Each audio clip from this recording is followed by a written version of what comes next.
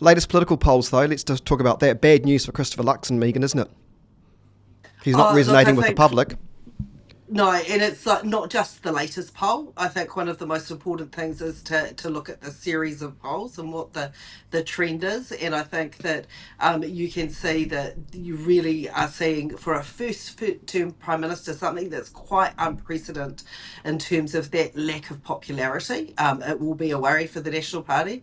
The other figure that is important to look at in polls, as well as those top line, what is each party sitting on, is the right track, wrong track. And we're seeing that is a really worrying trend for the government and for National, that more New Zealanders believe the country is on the wrong track than believe the country is on the right track. And that has been the case for a long time now. And for a first term government, I think that is demonstrating what I'm hearing when I'm outdoor knocking all the time, that people feel this is a government and a Prime Minister that's out of touch, doesn't understand what's happening in their lives. They're not focusing on those things that are important to them, like their jobs, access to healthcare, housing, but really the critical one is real action on the cost of living. I think that's a fair point, isn't it, Hamish? Because if you look at the last election... I'm getting a totally different message. I think what I'm hearing is that Labor hasn't learnt from the lessons of the last government. They want to tax more. They want to spend more. They drove our economy into the ditch, and we're in the middle of a tidy-up job. And I think people do appreciate that. I appreciate they want it now, but polls bounce around all over the place, and it doesn't necessarily end up being the long-term outcome at elections. Megan I agree.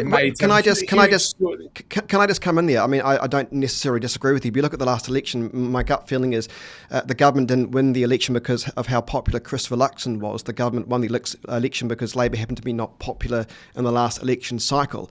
And all the political polls really say that Christopher Luxon is not the most popular Prime Minister, regardless of whether he's in government or not. Why do you think that's why is he not resonating with the public, though, Hamish? Yeah, look, I think we don't live in a presidential democracy. We have a party. We have some really strong members across the board, and I think what you'll see is actually as the economy turns around, there'll be a lot more support. I will point out there's been about 90 polls since the election, and none of them have the Labour Party in government without having these coalition partners like the Party Maori and the Greens. So they're going to have some great fun trying to deal with people that want to defund the police and get rid of prisons. So now that's an interesting point. These policies I'm just going to be a huge change in the polls as we get closer to the election. Megan, go for it. Because there's no poll that allows National to govern without ACT or New Zealand First. And what we're seeing is a coalition that's falling apart in front of our eyes. They're differing on different views. Just this week, we've had David Seymour on Heather Duplessis-Allen's show saying that the government might change its mind on the gas tax. They managed to roll them on Auckland housing. So we're seeing a coalition that is in absolute chaos in terms of not even being able to hold together on votes. Rubbish. But I'm going to say, Hamish, I've been in your position. I've had to say polls bounce around. I've had to say, we have other people in our caucus, not just our leader, and that is a warning sign, I can tell you, for any party. When that bench has to come into the media and say, there's a problem, Are you suggesting you've lied? Hang on, Megan. Are you suggesting you've lied in the past to New Zealand people? I want to actually pick you up because you were the camp. Because you hang on, you were given those lines by the leader's office. Oh God! So you're blaming the leader? No, wait a minute, Megan. I want to pick you up on that because you make an interesting point. You were one of the. I think you were the campaign manager at one stage for Labor, weren't you, for the election cycle? Campaign chair. Yeah. Right. So. Let's be honest here. The Maori Party is in complete and utter disarray. They probably won't make it in. Even, I mean, let's be honest about it. The Green Party all seem like they're, the cast of Fraggle Rock at the moment. So if you were the campaign chair for Labor, would you be trying to get every vote possible and try and distance yourself? And don't you think it's a bit strange that I think it was Waitangi, wasn't it? That Chris Hipkins does some kind of press conference with the Greens, trying to say they're their mates and their friends and everything's going to be fine. But the Greens just look so off compared to Labor, which, to be fair, look, you got some reasonable-minded MPs there. I mean, was it a mistake? No, Chris, every election we go out looking to and seeking to maximise the party vote for Labor. what you do in terms of coalitions happens after the votes have fallen. Our job as a Labour Party is to go out there and say, vote for Labour, return the greatest number of Labour MPs. And that's exactly what we do. We're contesting all the Māori seats. We've got some really strong candidates coming through in those seats, and we'll be going hard there. I think you could also probably put similar questions to Hamish about their coalition partners and what they're going to have to deal with post-election. We're seeing two parties that seek to undermine the main party in the coalition. It seems like on an hourly basis. Probably 2 weeks ago I would have said daily basis, but it seems like on an hourly basis these days. So I think the job of any party in any election and any strategy is about getting out there and making the case of why people have to vote for your party, and that's what we'll be doing this election as God, well. I feel exhausted in the campaign season. Irony, Megan. Your party is in disarray. You have resignations that your leader doesn't even know about, gives a press release while another member is resigning. It is unbelievable to say that we're disorganised when in your own party there's been policies announced that your leader didn't even know about. So I think you should have a strong We don't look have in the constant mirror. speculation we're about to roll our leader. You do. Oh, That's hey, listen. from you. I only want. You imagine if both your leaders were rolled before the election. That would make things a bit more exciting, wasn't it? Because it's going to be a bit boring otherwise. Think about the 2014 election. How many leaders went in the? Oh, that's right. That's a blast in the past. Was it the 2014 or 2017? No, I think it was. Yeah. Hamish, the internet connection's sort of, it looks like you're going further and further away in Mars, but we'll keep going. I can sort of see you, but it's getting fuzzier and fuzzier. The more you raise your voice, the more the connection, the connection. I don't know whether the connection doesn't like you. I want to just briefly touch on this because I don't want to spend all time on it because it does seem like it's just politics for the sake of it. Is New Zealand First's private members' bill to remove the Māori seats from Parliament. I know this is a great headline and this captures probably a lot of New Zealand First supporters, but I couldn't help but think to myself, can we actually just deal with the cost of living? Can we just deal with the fact that when I go down to the local supermarket and things are so expensive, it's kind of getting a bit off, and that everything's so expensive? I think this is probably not really a major one for me, really, but just quickly on this, Hamish, why hasn't the National Party come out and said something one way or the other? They're leaving it to ACT and New Zealand First to put a stake in the ground here. Why won't Christopher Luxon say either yes or no he supports these seats? Look, I think it's important to kind of recognise that New Zealand First has put in 14 different members' bills this term and have removed out of the Piscatin 10 of them. We're not going to get distracted by these press releases by New Zealand First as they put in random members' bills. Look, we are focused on making sure we can address the cost of living, get the economy back on track. So the thing is, these things are just a distraction that we're not engaging with. Megan, is it a distraction? It kind of is, isn't it? Well, I think the astonishing thing there is that's coming from a member of the National Party about their coalition partner and the way they're using the members' bill process. I go back to my earlier comments about the state of the coalition and the state of the relationships in there. If that's Megan, the kind of talking points that members are getting given to come on into the media and talk about their coalition partners' bills. Is it a distraction? Yes, it is. Winston Peters made it. I think it was, they went to the polls in 2017, didn't even bring it up in coalition negotiations with us, I think, when we went to form a government. But look, I call on Christopher Luxon and all the national MPs to take the kind of principled position that John Key did, to actually take a stand on this. And John Key made it really clear that it was up to Māori to decide the future of the Māori seats. Where is that kind of leadership? It's sorely lacking in the National Party in front of us today.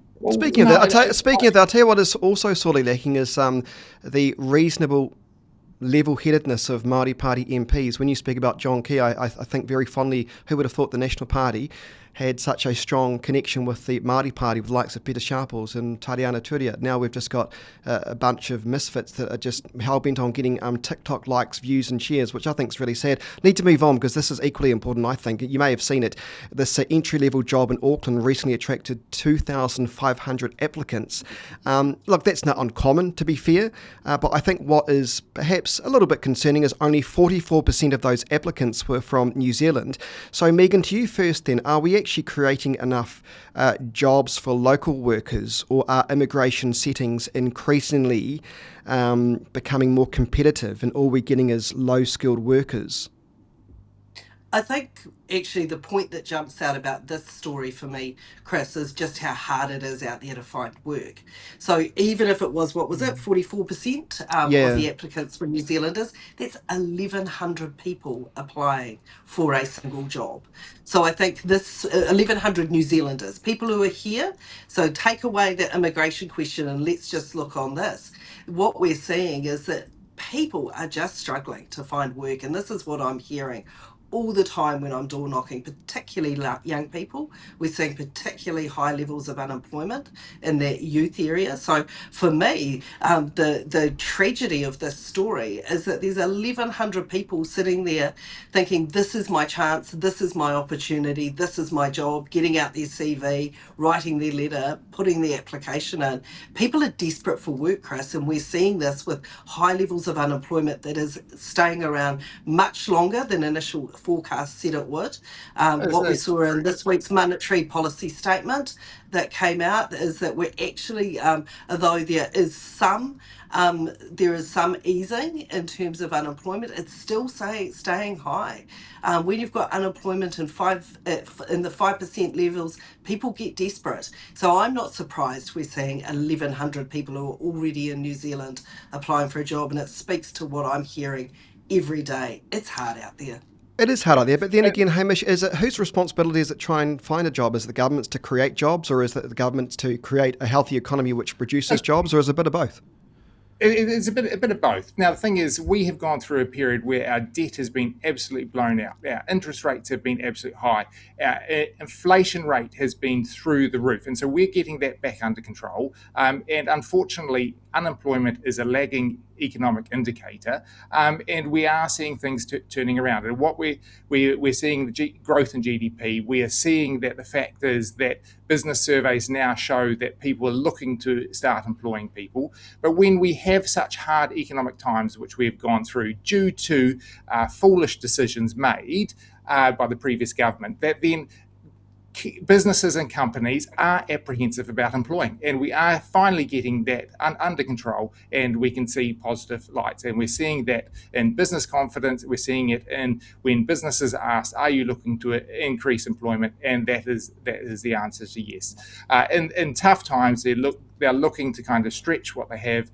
They're not looking to employ others. So it's about making sure that they have the confidence that the country is growing and is going to continue to grow, and that is what we're delivering. Okay, just finally. The problem, Chris, go ahead, sorry, Megan. I'm just going to jump in there. The problem there, and this week's monetary policy statement from the Reserve Bank made this clear. If you look at the kinds of countries that we'd compare ourselves to, Australia has higher inflation than we do at the moment. The Reserve Bank has moved to raise their interest rates already ahead of what we're going to see probably later in the year with an uptick in people's mortgage rates, but their unemployment isn't at the rate. So this government needs to stop blaming what happened by the previous government and take some responsibility for the settings they're putting in place. And you're absolutely spot on with your question, Chris. But what is the role of government here? It's not to employ everybody, but certainly there are a number of people that are employed by the government: our nurses, our doctors, our police, all the people that we know that are really important to making our economy, our country, and our society tick. But it's also to create those economic conditions